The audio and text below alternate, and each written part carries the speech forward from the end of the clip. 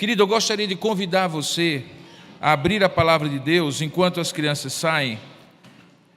Um texto do Antigo Testamento, na sequência daquilo que temos começado hoje pela manhã, que é uma série de mensagens falando sobre pequenas pessoas e grandes histórias.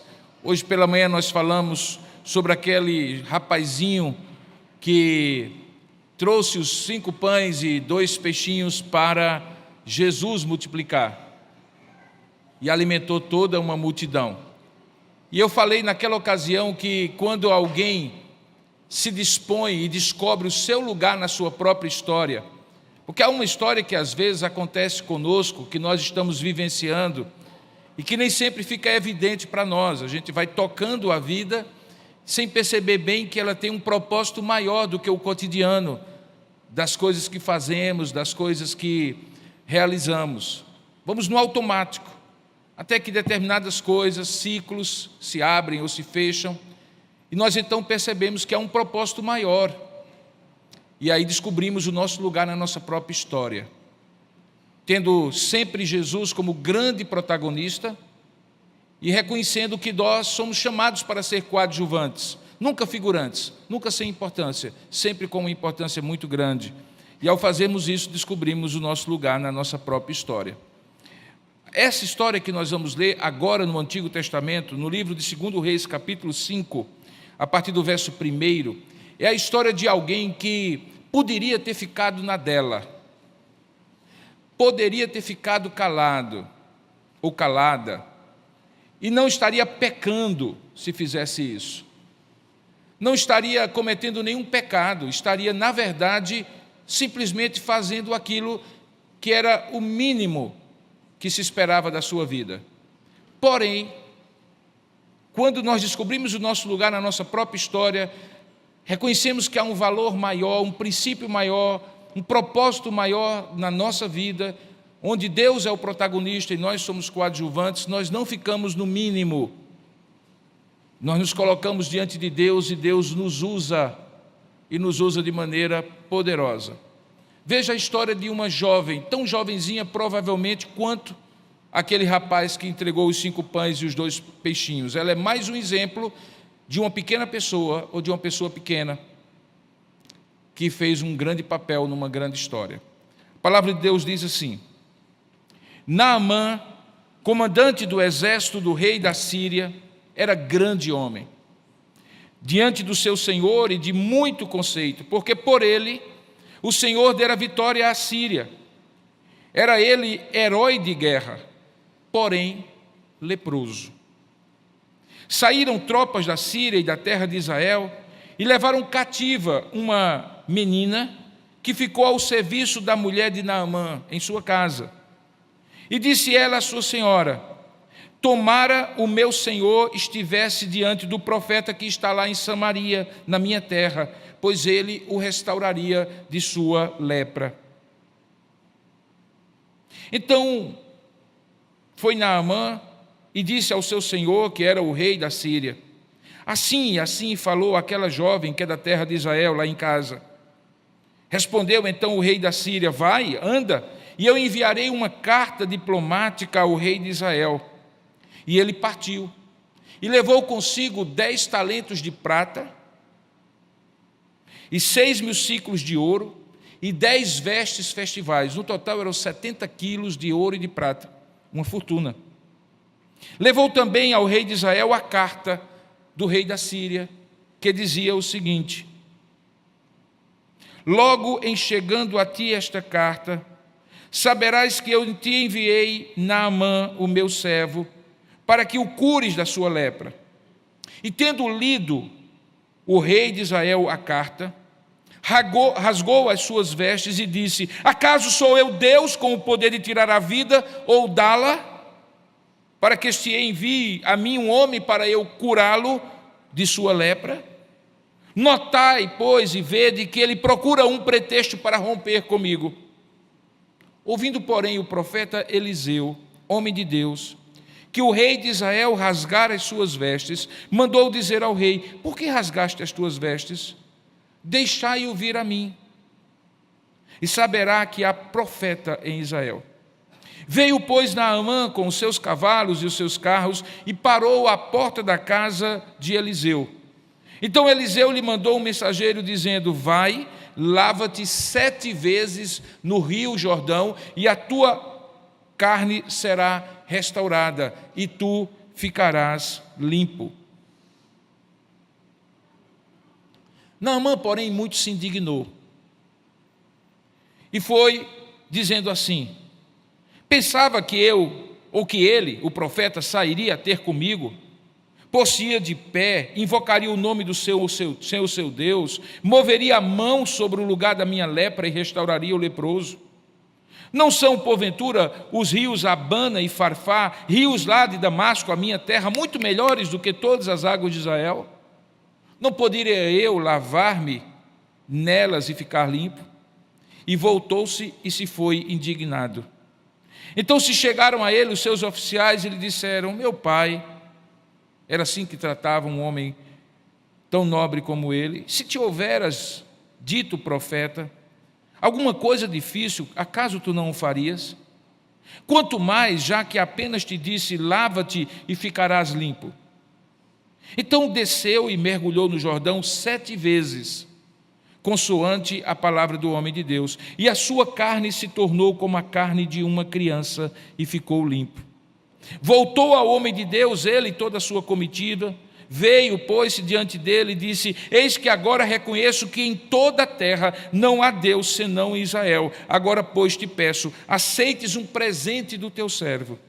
Porém, Eliseu disse: tão certo como vive o Senhor, em cuja presença estou, não o aceitarei. E instou com ele para que o aceitasse, mas ele recusou. E então disse Naamã: se não queres, peço-te que ao teu servo seja dado levar uma carga de terra de 2 mulos, porque nunca mais oferecerá a este teu servo holocausto nem sacrifício a outros deuses, senão ao Senhor Jeová. Nisto perdoe o Senhor a teu servo, quando o meu senhor entra na casa de Rimom para ali adorar. Rimom era um deus, falso deus da Síria, e ele se encosta na minha mão, e eu também me tenho de encurvar na casa de Rimom, quando assim me prostrar na casa de Rimom. Nisto perdoe o Senhor a teu servo. E então Eliseu disse: vai-te em paz. Que Deus abençoe a sua palavra. Amém. Curva a sua cabeça por um instante. Peça a Deus que fale ao seu coração. Certamente você não veio ao acaso aqui. Certamente Deus quer falar comigo e com você. Vamos pedir isso a Deus. Ó Deus amado e querido Pai, diante de Ti nós somos pessoas muito pequenas, quase infinitas. Certamente na nossa dignidade, ó Pai, não somos nada diante de Ti. Diferentemente de Naamã, Pai, nós não somos homens ilustres, mas reconhecemos que estamos diante de Ti, que és o Senhor, que torna até homens ilustres pequenos diante de Ti. E é por essa consciência que nós nos achegamos à Tua presença e suplicamos a Tua bênção, Pai, para que, pela Tua graça e misericórdia, o Senhor fale conosco. Rogamos, Pai, que o Senhor nos perdoe quando temos atitudes, ó Pai, silentes diante de oportunidades, e nos ensina a ser mais do que o mínimo daquilo que o Senhor quer que sejamos. É isso que nós te oramos e daremos ao final desta mensagem toda a honra e toda a glória e todo o louvor, pois é assim que nós te oramos e te agradecemos, em nome de Jesus. Amém. Queridos, costumeiramente eu costumo dizer que aquele trabalho que você tem, aquele lugar onde você está, aquela função que você exerce, são vistos por Deus como um grande pretexto. E eu falo isso em que sentido? É que certamente o lugar onde que você está traz para você o sustento da sua vida, permite que você cumpra e realize os seus sonhos, seu propósito de vida. Certamente Deus tem ganhos colaterais que Ele dá a compartilhar com você. Mas a verdadeira razão, o verdadeiro propósito pelo qual Deus usa as coisas e os lugares e as funções e as posições que nós temos e que nos coloca nele, na verdade é muito maior do que o mínimo que Ele dá a todos os homens. De certo sentido, é exatamente isso que significa encontrar o seu lugar na sua própria história. É quando, sem ter promoção, você promove a visão que você tem em si mesmo, ou de si mesmo, segundo a visão que Deus tem para você e por isso colocou naquele lugar. É quando, sem ter R$1 a mais de aumento de salário, no entanto, você assume uma posição, você se posiciona com a consciência de que a maior recompensa que você vai receber não é a recompensa dos homens, mas é a oportunidade de dizer assim: Deus me usou, Deus me colocou aqui, Deus me deu essa oportunidade. A história dessa menina é uma história que começa de forma trágica. Ela era uma cativeira, uma cativa de guerra. O texto diz que quando os heróis, as tropas da Síria e da terra de Israel, o reino do norte, combateram, levaram certamente não apenas aquela menina, mas principalmente aquela menina que é destacada no texto, como uma cativa de guerra para a Síria, cuja capital era Damasco. Talvez a história dela seria a história de uma pessoa que, sem entender bem por que foi pega como cativa, como refugiada de guerra, e sem entender por que, não por coincidência, certamente não, e depois certamente ela entendeu, dentre as muitas casas, dos muitos oficiais, dos muitos homens e mulheres de alta patente da Síria, ela veio a cair justamente para trabalhar a serviço da mulher do maior de todos. O texto descreve Naamã como comandante do exército do rei da Síria, e diz que ele era um grande homem diante do seu Senhor, e de muito conceito. Era um herói de guerra. Era alguém que certamente qualquer pessoa, se livre fosse, gostaria de estar ao lado e trabalhar. Não era o caso daquela jovem, porque ela não escolheu isso. E talvez aqui a primeira grande lição que nós aprendemos para entender qual é o propósito de Deus na nossa vida, é que quando Deus tem um propósito em nos colocar em determinado lugar e nos usar, nem sempre, eu diria que quase todas as vezes, não é por escolha sua. É Deus que coloca. Não é porque você fez um concurso para um determinado cargo e com muito mérito chegou até ele. Certamente não é. Aquela menina não tinha mérito nenhum, na verdade ela nem pensou em que um dia, podendo ser levada cativa, até porque isso não é o sonho de ninguém, muito menos de uma menina, pudesse pelo menos ser levada cativa e viver e trabalhar na casa do principal homem depois do próprio rei da Síria. Deus nos leva de um lado para outro como Ele bem quer. A palavra de Deus deixa muito claro que o Senhor tem propósitos individualizados para cada um de nós, e nem sempre, e não por capricho de Deus, mas porque Ele tem propósitos que são mais altos do que os nossos propósitos, e pensamentos mais altos do que os nossos pensamentos, de colocar pessoas em determinados lugares, ainda que elas não sejam as pessoas mais capazes, ainda que elas não tenham a escolha sido feita por elas, ainda que eventualmente elas nunca sonharam com aquilo. Talvez, se você fizer uma pequena reminiscência na sua própria história, em algum momento certamente você pensou assim: por que Deus me colocou aqui? Por que eu estou no tempo hoje, no momento hoje, no lugar aqui, se eu não pedi para estar? Se eu não me esforcei, se eu não concorri para estar? Por que Deus me tirou de determinado lugar e me colocou em outro? Certamente a única resposta que você terá é porque Deus quis. Mas Ele não diz em nenhum momento que Ele quer porque quer. Diferentemente do famoso, da famosa frase de Jânio Quadros, quando disse, perguntado acerca de uma determinada ação, filo porque quilo, ele era um excelente professor de português e um grande orador, Deus não diz filo porque quilo. Nem sempre Ele diz antecipadamente porque vai lhe colocar em determinado lugar, e certamente não disse para aquela moça, mas é possivelmente com o desenrolar dos acontecimentos que você então vira a chave e diz assim: agora eu estou entendendo por que Deus me colocou aqui. Mas é importante que quando Deus lhe coloque, você não se posicione, você não haja, você não tenha uma atitude de que está ali fortuitamente. porque aí você não vai descobrir qual é o propósito que Deus tem para você.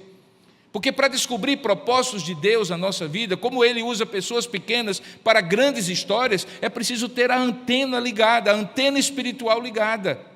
É preciso ter aquela noção de que se eu creio num Deus que é soberano e nada faz por acaso, e Ele me colocou aqui, deve ter algum propósito. Tem gente que, por incrível que pareça, mesmo confessando a Cristo como Senhor e Salvador da sua vida, talvez nunca fez essa reflexão. Por que é e para que é que Deus me colocou nesse lugar? E por que e para que eu sou o que sou e estou onde eu estou?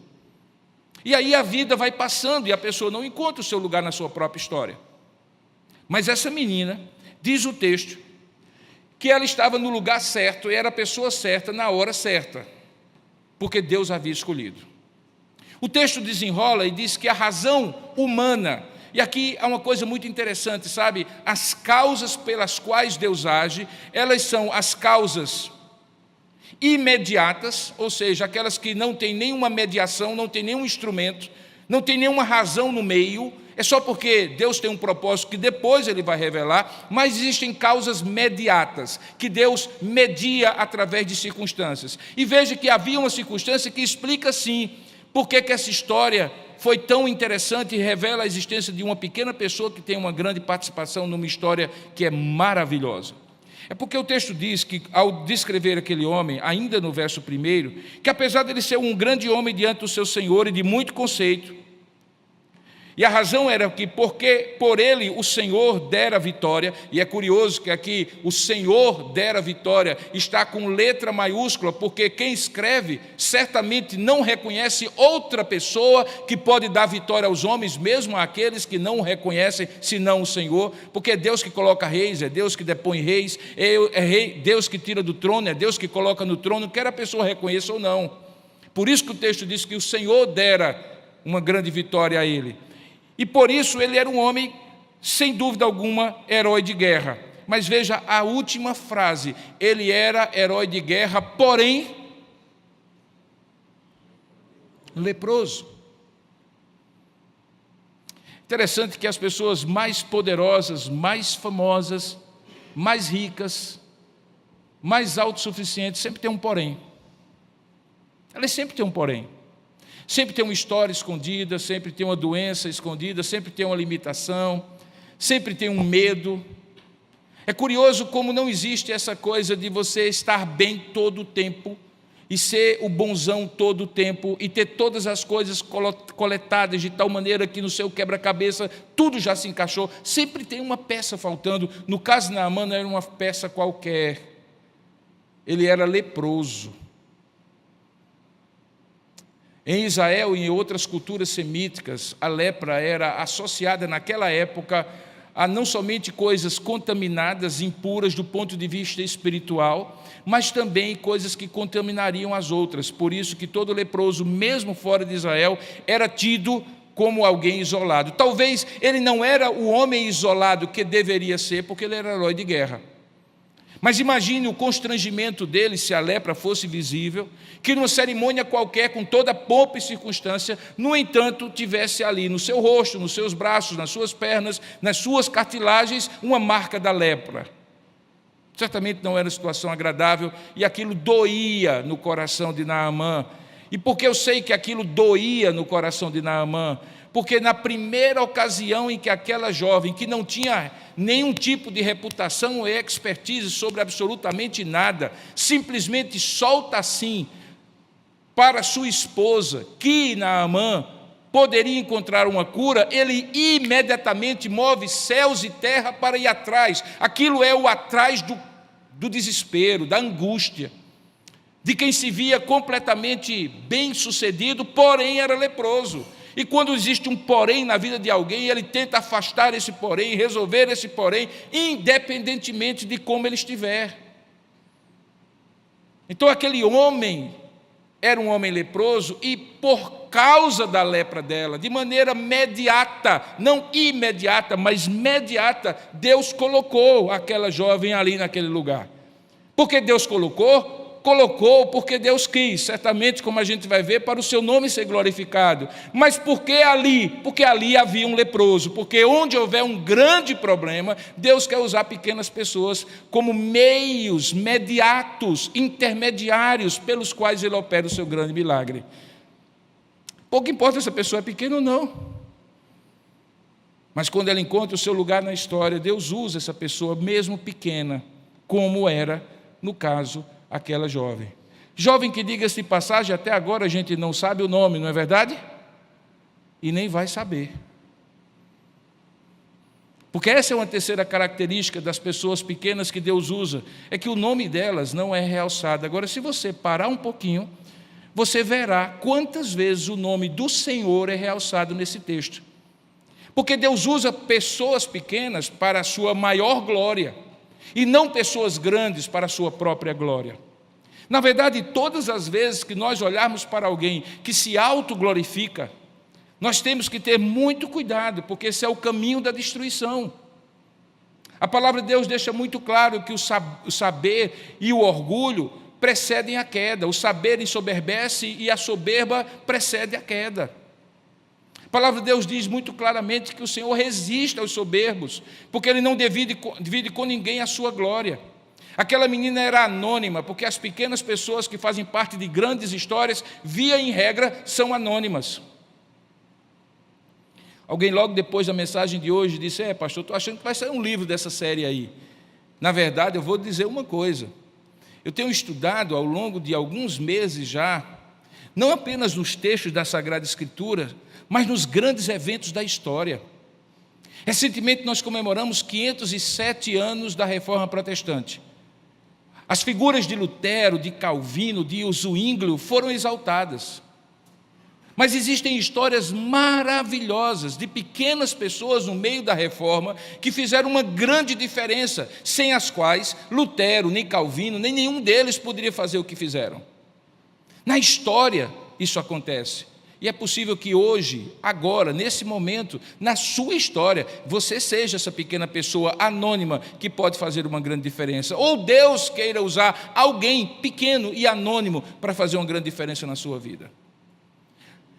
Entendendo, portanto, que aquela menina estava ali sem querer, sem pedir, como caracteriza-se, que ela era anônima, porque a glória não seria dela, mas de Deus, mas que havia uma causa mediata, e a causa mediata é porque havia uma grande necessidade, e quando há uma grande necessidade, Deus age, ou seja, tantas outras lugares poderiam ser, mas porque ninguém era Naamã, que tinha o contraste da glória e da lepra, da glória e da desgraça, foi ali que Deus quis usá-la. E foi ali que Deus colocou, não por acaso, jamais por acaso. No entanto, vamos pensar aqui, como alguns dizem, não, quando Deus quer lhe usar, Ele quer lhe usar com o seu testemunho. O que importa é você viver o Evangelho. E é verdade, o que importa é você viver o Evangelho. Você faz diferença muito mais com atitudes do que com palavras, é verdade. As pessoas observam muito mais seu comportamento do que o seu discurso, é verdade. Mas o texto diz que, sem nenhuma provocação, sem que ninguém perguntasse: ô menina, será que lá em Israel tem alguma solução para Naamã? Sem que ninguém provocasse, perguntasse, desse oportunidade, ela do nada, diz o verso de número 3, disse à sua senhora: tomara o meu senhor estivesse diante do profeta que está em Samaria, pois ele o restauraria da sua lepra. Tem algum contexto que explica por que essa menina saiu com essa no meio da história? Nenhum, nada, absolutamente nada. Aquela menina era simplesmente, naturalmente, alguém que gostava de falar das coisas de Deus e que não perdia a oportunidade de magnificar aquilo que era de Deus. Ela não fala diretamente, veja a estratégia dela. Seria difícil para um homem pagão, para uma mulher pagã, admitir que o Deus de Israel era maior do que o Deus da Síria. É preciso, obviamente, ter muita sabedoria quando a gente está em lugar que tem uma certa hostilidade à nossa fé, que não aceita facilmente aquilo que nós cremos. Muitas vezes o caminho mais curto entre A e B não é entre A e B, muitas vezes a gente tem que fazer uma grande volta. Observe que aquela menina simplesmente falou do profeta, falou do lugar e do desejo, meio que deixando-a entender aquilo que ela queria que o seu senhor viesse a saber. Ela diz nem tanto a ele mesmo, porque possivelmente ele não ouviria aquela menina que era uma criada da sua esposa. Ela vai por intermédio daquela mulher que era a esposa daquele general. E diz o texto que na hora em que aquela mulher escuta, imediatamente Naamã tem o conhecimento. Você vê que existe um hiato entre o verso 3 e o verso 4, porque na narrativa, propositadamente, Deus quer salientar o milagre de Naamã e o instrumento que Deus usou na terra estrangeira, a menina, e na terra de Samaria, o profeta. Então ele não narra na sua história como foi que a mulher disse ao seu marido, porque não importa, não é interessante para a história. A história já pula da conversa da menina com a mulher para a decisão de Naamã. E a decisão no capítulo 5, verso 4 é: Naamã vai ao seu senhor, e o seu senhor é o rei da Síria. Observe que quando aquela menina é usada por Deus, ela não quebra costumes. Ela não tem o poder de subverter os costumes. Ela não tem o poder de fazer com que as coisas aconteçam do jeito dela. Talvez uma das coisas difíceis para a gente entender é que se Deus quer nos usar, Ele faz do seu jeito e não do nosso jeito. Porque a narrativa conta logo em seguida que todo protocolo foi usado, que todo protocolo caiu logo em ação. Aquele homem ouviu, ele poderia simplesmente sair e ir para Samaria, mas ele o faz de maneira formal, eu não diria burocrática, mas protocolar. Ele procura o seu rei e pede que ele faça uma carta diplomática para o rei de Samaria.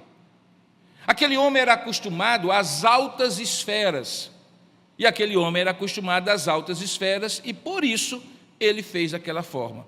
Aquela menina não disse em nenhum momento, e certamente não diria, que era simples, era só ele subir em cima de um cavalo com algumas coisas e chegar lá e pedir arrego, e pedir perdão, e pedir, sabe-se lá o que, o favor daquele profeta. Não, a história dela acaba aqui, mas a história dela não acaba aqui.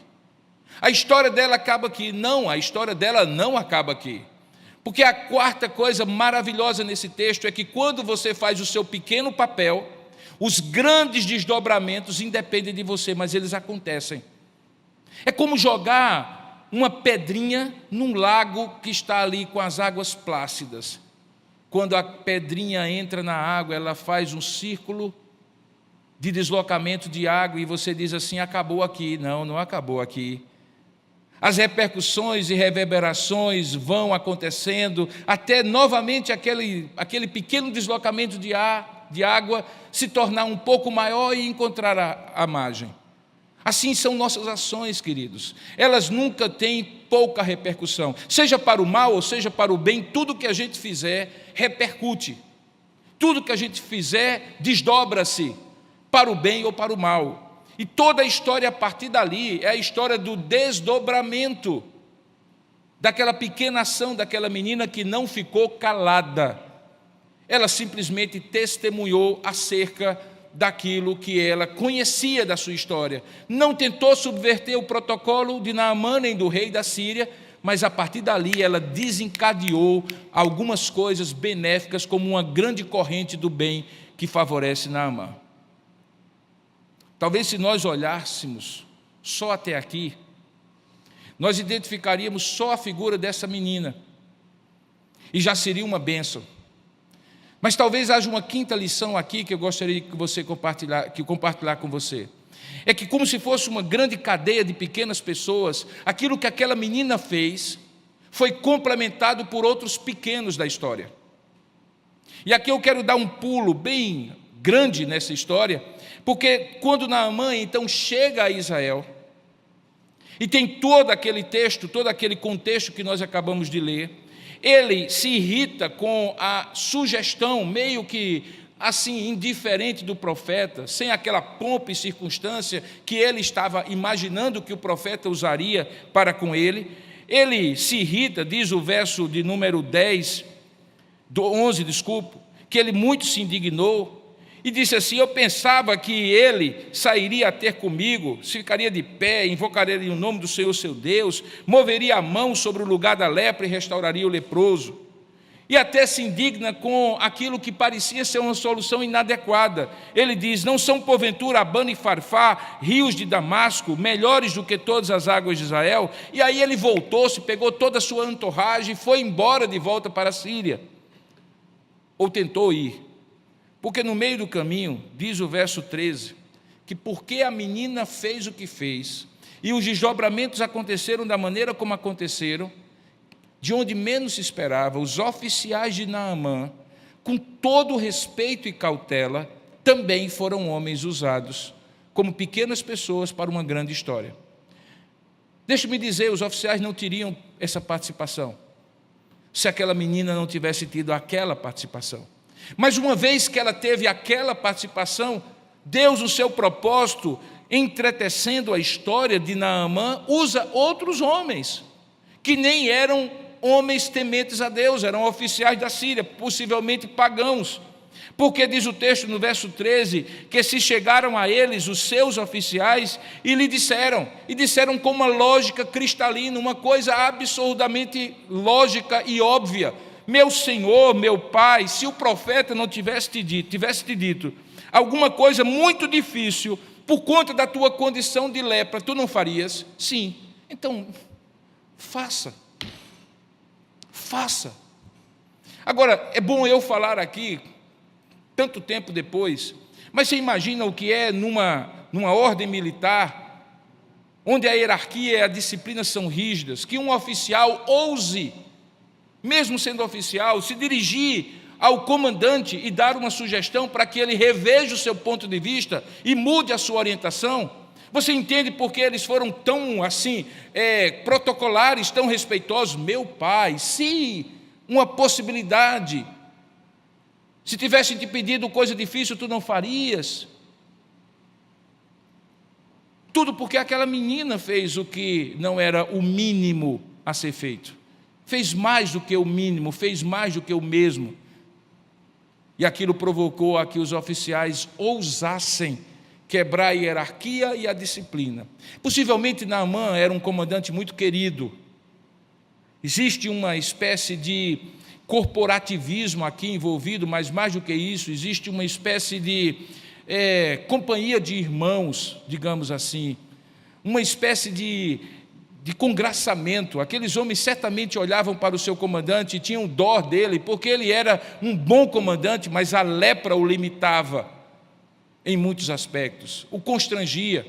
E eles ousaram quebrar toda a hierarquia e a disciplina em favor daquela pessoa, e talvez aqui o texto nos traga uma sexta lição. É que, embora nós não tenhamos da parte de Deus autorização nem mandato para quebrar costumes e protocolos, mas nós podemos ir uma milha além por amor às pessoas. Não foi isso que o Senhor ensinou no Sermão da Montanha? Quando disse assim: se alguém te pedir a capa, dá. Se alguém pedir para andar uma milha, ande com ele 2. E o que é que ele estava falando e do que é que ele estava tratando? Ele estava falando do amor caridoso, que nos faz ter paciência, tolerância com alguém que nós queremos o bem da pessoa. E aqueles oficiais, correndo o risco de eventualmente serem repreendidos ou receberem sanções do seu comandante, ousam, porque queriam o bem dele. E o texto diz que assim ele fez. E ao fazer, ele, mergulhando 7 vezes no Jordão, veja aí o verso 14, consoante a palavra do homem de Deus, a sua carne se tornou como a carne de uma criança e ficou limpo. Se parássemos aqui, seria ótimo. Uma menina que não pediu, que não tinha competência, que não tinha nenhum poder de influência, faz a sua parte. Oficiais que não tinham nenhuma capacidade de argumentar contra o seu comandante, faz a sua parte.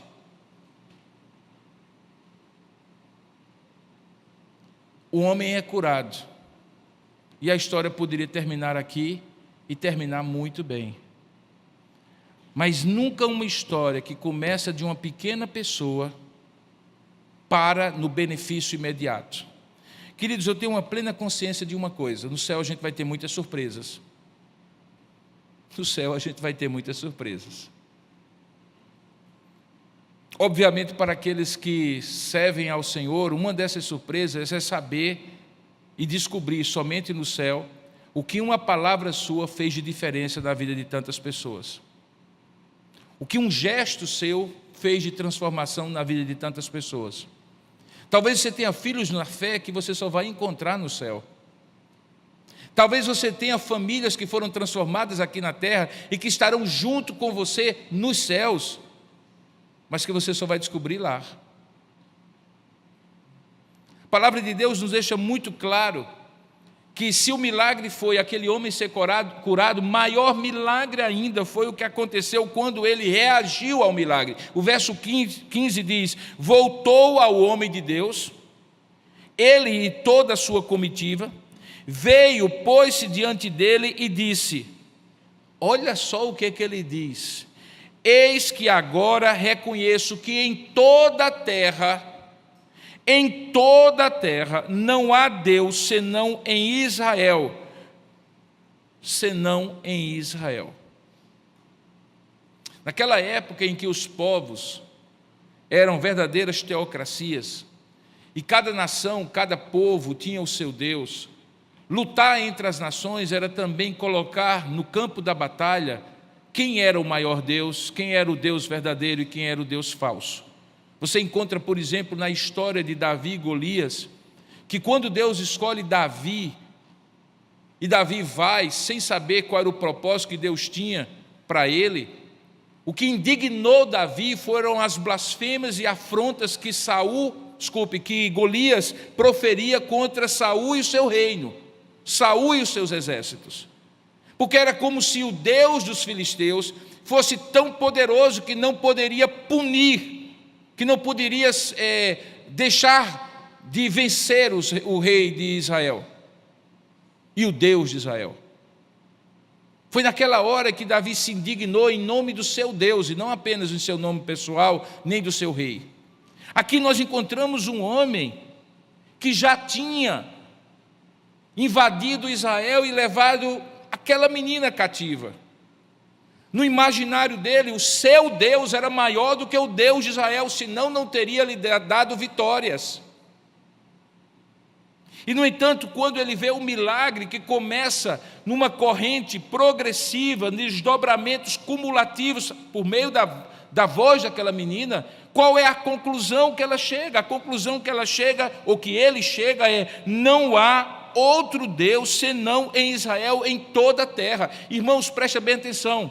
Aquele homem se tornou monoteísta pela sua confissão de fé. Ele não apenas achava que o Deus de Israel era maior do que o seu Deus. Ele simplesmente disse que não havia outro Deus a não ser o Deus de Israel. Numa terra marcada pelo politeísmo, pelo paganismo, pela idolatria, pelos panteões e mais panteões de deuses, aquele homem teve uma transformação profunda. E a transformação não foi a lepra que saiu da sua face, dos seus dedos, das suas cartilagens, foi a transformação do seu coração. Alguns comentaristas dizem que a lepra que foi curada era uma antecipação do pecado dele, que havia sido tratado por Deus quando ele viu o milagre acontecendo. Pela confissão de fé que ele fez, ele teve a sua vida restaurada. Ele não muda de imediato, ele continua achando que precisava pagar por aquele favor. O resto da história você leu comigo, mas o fato é que aquilo tudo aconteceu por causa de uma menina, uma pequena pessoa, uma grande história. Às vezes a gente não sabe por que Deus nos coloca nos lugares, não é? Às vezes a gente está em situações desfavoráveis, nós somos cativos. Às vezes o ambiente é nocivo, é hostil. A gente está longe das pessoas que a gente ama. A gente nem parou ou teve tempo de parar para entender por que nós estamos ali, o que é que nós estamos fazendo. Mas lembre que no início da minha mensagem eu disse para você que Deus usa tudo isso como pretexto. É um pretexto de Deus. Porque Deus não está preocupado necessariamente com todos esses detalhes, que para Ele são muito menores do que o maior detalhe de todos dessa história. é que o nome dele foi glorificado. E aqui está a grande razão dessa história. Toda pequena pessoa que participa de uma grande história glorifica o nome de Deus, mesmo que seja com uma frase só. E afinal de contas, qual é o fim principal do homem? Afinal de contas, para que nós estamos aqui? Qual o propósito da nossa vida? O fim principal do homem é conhecer Deus e gozá-lo para sempre. E eu acrescentaria, até porque não é a palavra de Deus, é só um símbolo de fé, fazer Deus conhecido também. Esse é o propósito de Deus na nossa vida. Todo o restante é pretexto, querido. Todo o restante que você vive é para você sim ter o sustento, é para você sim se realizar pessoalmente, abençoar materialmente ou de outras formas outras pessoas, mas se você passar pela vida sem compreender o seu lugar na sua própria história, você será muito menor no reino dos céus do que essa menina. Porque essa menina, mesmo sendo apenas uma criança, e com apenas uma frase, provocou uma mudança tremenda a partir da cura daquele grande comandante, que era notável, mas que era um homem leproso. Não subestime os pequenos começos, vindo de pequenas pessoas, porque se Deus tiver um grande propósito, pequenos começos terão grandes histórias, e o nome dele será sempre glorificado. Talvez seja isso que também está implícito na ideia de que Deus nos coloca sobre coisas poucas, pequenas, para que sejamos fiéis naquilo, para que Ele nos coloque sobre coisas grandes. Lembra, ser fiel no pouco e sobre o muito eu te colocarei, não é a afirmativa de Jesus? E às vezes a gente menospreza, se acha overqualified, muito qualificado para aquilo, a gente acha que aquilo é muito pequeno, e Deus quer lhe usar ali, acha que aquilo é muito aquém do que você pode fazer, mas Deus quer lhe usar ali, acha que você poderia e deveria fazer coisas muito maiores, mas Deus quer lhe usar ali. E em tudo isso, Deus está querendo mostrar para você que o protagonista é Ele, mas você faz parte, você não é colocado de lado. Ele quer colocar você no lugar certo, desde que você compreenda qual é o seu lugar na sua própria história. Porque a sua própria história não é a sua própria história, entende? A sua própria história é a história do grande Deus, o Redentor. Então, não importa se você é bispo, cavalo não seja não, mas bispo ou peão, o importa é que você esteja no tabuleiro e Deus esteja colocando você ali. Qual é o seu lugar na sua própria história? Você já tem compreendido, mas tem se calado? Você já tem compreendido, mas tem sido silente? E eu diria, sinceramente, um tanto quanto omisso. Por que Deus lhe colocou ali? Por que ao lado daquela pessoa que é tão estratégica? De vez em quando eu me surpreendo quando descubro que há pessoas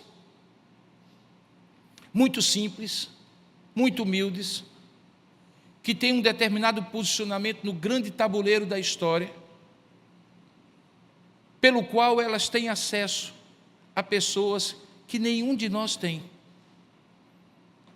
Há muitos anos eu estava pregando na cidade de Salvador e passei a semana pregando lá, e um irmão muito querido ficou responsável por me levar para um lado e para o outro, para a igreja, me levar de volta para o lugar onde eu estava hospedado, me levar para comer, trazer e tal. E aquele irmão era claramente um diácono, um servo de coração. Ele também era diácono, oficialmente, mas ele era um diácono antes de ser diácono. E ele era sempre muito gentil, muito profissional, percebia-se que a direção dele era segura, que ele era sereno no trânsito, não é fácil. E ele passou a semana toda e eu fui observando aquele comportamento dele, muito cortês, muito seguro, mas ao mesmo tempo simpático, não se distraía. Uma pessoa profissional, mas fazia isso, certamente, como serviço para a igreja. No penúltimo dia, eu cheguei para ele e disse assim: meu irmão, o senhor vai ter algum compromisso agora? Porque ele me colocava nos lugares para almoçar, ou me levava para os lugares, e dizia assim: reverendo, eu estou aqui por perto, qualquer coisa o senhor me chama e eu lhe atendo. E eu não sabia para onde é que ele ia.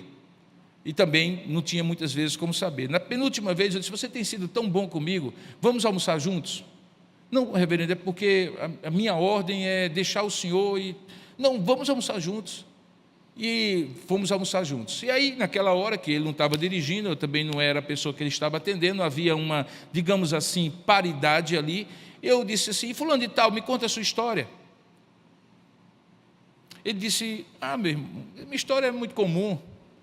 Eu sou filho de uma família, contou um pouco da história familiar dele, eu tenho tantos anos, e a vida toda foi motorista. Eu fui motorista de ônibus aqui em Salvador. Eu digo: sim, eu sabia que você era um profissional, porque para dirigir ônibus aqui em Salvador, você tem que ser profissional mesmo. E aí ele disse: e aí aconteceu uma coisa muito interessante, porque eu estava uma vez no trânsito, dirigindo um ônibus, um coletivo, né? E aconteceu um problema no trânsito, e eu vi que havia um carro assim, grande, não sei qual foi o modelo, mas um carro luxuoso, que estava precisando passar. E eu estava no carro ali, eu já estava acostumado ao trânsito fechar, e eu, como motorista, ficar ali, olhei para aquilo ali, o motorista dava sinal, apitava, botava a cara para o lado de coisa, e nada, né? E então, como a gente tem um acesso ao pessoal do trânsito, então eu disse: olha, peguei o walkie-talkie que a gente anda com ele, o comunicador, e passei para a central, que havia um carro que talvez estivesse com uma emergência. E o carro era placa tal, tal e tal, e deu a placa para ele. E aí o pessoal veio de moto e chegou junto do motorista, bateu no vidro, o motorista olhou, segundo o que ele descreveu, baixou o vidro, e imediatamente o pessoal começou a abrir o trânsito, e foi passando, e com o carro atrás. Eu esqueci essa história. No dia seguinte, meu supervisor telefonou para mim e disse assim: você vai pegar de que horas? Eu vou pegar só de 2 horas da tarde. Venha mais cedo, você precisa ficar aqui, chegue de 5. Isso era de madrugada, quando o pessoal chegava na garagem para pegar os primeiros ônibus. E quando ele chegou lá, tinha um sujeito bonito da Polícia Militar da Bahia, com aquelas coisas aqui, que depois ele identificou como um ajudante de ordens do governador. E aí disse assim: o senhor poderia me acompanhar? E ele olhou para o supervisor olhou para ele e disse assim: não, pode ir, é tranquilo. Não, mas eu não tenho que pegar agora, senão eu queria que você viesse, mas você só vai trabalhar 2 horas se você estiver desocupado, porque já está liberado. Ele simplesmente entrou no carro daquela pessoa, que era um carro oficial, e bateu direto para o Palácio do Governo. Quando chegou lá, foi recebido pelo governador Antônio Carlos Magalhães. Aquele carro era o carro particular de um dos filhos do governador, e havia uma criança naquele carro que estava sendo levada da escola para casa, e a criança pegou alguma coisa na boca, engasgou-se, e o motorista e a babá que estava ali, estavam agoniados porque estavam querendo sair para pedir socorro em algum ponto ali de pronto-socorro. E ninguém sabia absolutamente nada disso, mas aquele motorista que não tinha nada a ver com a história, resolveu o problema simplesmente com um chamado, e o governador estava ali diante dele para agradecer. A história é bonita, termina aqui? Não termina aqui não. Quando aquele motorista disse: não fiz nada, eu sou motorista de ônibus, podia ser qualquer outra pessoa, disse: eu estou precisando de um motorista para a minha família. Naquele ano que eu estava ali em Salvador pregando naquela semana, aquele homem tinha completado 35 anos, já tinha completado um ano antes, 35 anos de serviço direto à família do governador, e tinha se aposentado. E ele disse: reverendo, nesses 35 anos, eu vi tudo que o senhor possa imaginar. Eu vi tudo. Eu ouvi tudo que o senhor possa imaginar. Eu vi coisas que eu não gostaria de ter ouvido e que eu não posso nem reproduzir, ainda hoje. E eu vi coisas que me deram grandes oportunidades. Eu nasci e me criei na Igreja Batista, Lírio dos Vales, em Salvador, e todas as vezes que eu tinha oportunidade, e que com a confiança sendo crescente, alguém perguntava assim: não é isso fulano de tal? Eu nunca perdi a oportunidade de dizer é ou não é e por que é, baseado na palavra de Deus. Eu passei 35 anos e eles me chamavam de pastor fulano de tal, mas eu nunca fui pastor, eu sempre fui um diácono.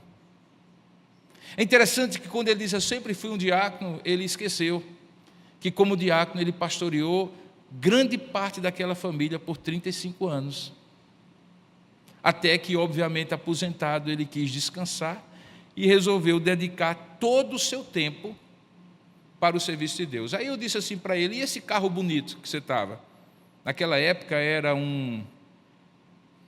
aquele carro da Chevrolet, o mais... Como era? Não era Diplomata, também era muito antigo. O que vinha da Austrália, que era importado naquela época, hein? Um Ômega australiano. Carraço! Eu disse: e esse carro? Eu disse: foi o presente que eu ganhei quando eu me aposentei e eles me deram esse carro. Era um motorista que fez a diferença, porque foi uma pequena pessoa numa grande história. Você imagina quantas pessoas Deus quer usar, inclusive você? Não importa o que você faz e onde você estiver. É porque pequenas pessoas são usadas por Deus para grandes histórias, desde que elas não fiquem caladas, desde que elas não se omitam, desde que elas não sejam indiferentes nem insensíveis. Um bom vendedor já tem um não. Uma pessoa que quer ser usada por Deus também já tem um não. Mas muitas vezes ela quer receber o sim, e Deus quer dar o sim para ela quando dar a oportunidade do serviço que Ele deu a essa menina e àquele motorista. Qual o seu lugar na sua própria história? Quem está ao seu redor no dia a dia? A quem você tem intencionalmente decidido influenciar? Não perca tempo, meu irmão. Eu não vou estar no seu lugar. Você é que vai estar lá. Você é a menina da sua própria história. Encontre o seu lugar na história. Seja uma pequena pessoa de uma grande história. Que Deus lhe abençoe. Amém. Curva sua cabeça e peça isso a Deus em oração. Coloque sua vida diante do Senhor. Coloque sua vida diante de Deus. Pouco tempo, enquanto você está aí orando, colocando diante de Deus, deixa eu lhe contar.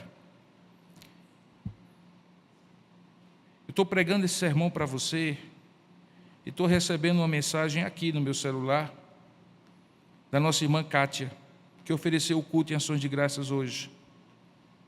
E ela está registrando aqui o depoimento de uma das colegas que ela convidou hoje pela manhã. Ela ofereceu o culto em ações de graças pela aposentadoria no serviço público. E ela está contando aqui a história dessa senhora que trabalhou com ela há muitos anos. E pelo pouco que eu estou conseguindo ver aqui, é uma história de alguém que foi tocada por Deus. Às vezes é uma coisa simples, né, meu irmão? É não vir para a igreja sozinho. É perguntar a uma pessoa angustiada perto de você: você quer uma oração? É perguntar: você já conversou com alguém sobre isso? Você quer desabafar comigo? É entregar um folheto. É dar uma tapinha nas costas e falar: Jesus está vendo, Jesus está cuidando de você. É pouco, irmão. É muito pouco. Mas só faz quem tem consciência de que tem lugar de Deus na sua própria história. Ó Deus amado e querido Pai, nós queremos sim, Senhor, ser como aquela menina, como aqueles oficiais.